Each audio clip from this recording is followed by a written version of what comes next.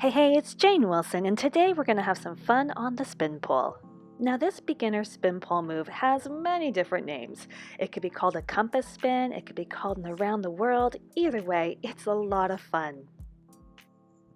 Here's the breakdown. We're going to talk about the upper body first. The inside hand is going to be nice and high. Your shoulders are going to go down and back, so you're going to use shoulder engagement. The outside hand is going to go across the chest, and you're going to press the forearm against the pole. So this has an inside hand lift, where some may have an outside hand. You're going to use your upper body, you're going to lift through the chest, and you're going to squeeze your core to create engagement in the upper body to hold the move. And now let's talk about the lower half of my body.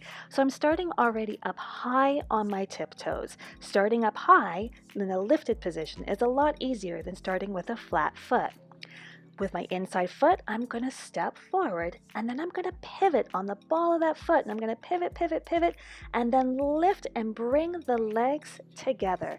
I'm drawing a circle with my toes, and I'm using my glutes to extend the legs back, and I'm squeezing them together, always landing nice and softly like a feather. Thank you so much for joining me today for this beginner spin pole move. Feel free to comment below. I would love to hear from you and your experiences with this move. And don't forget to subscribe to my channel. And remember, pole is meant to be fun. It's meant to be playtime. All the best to you.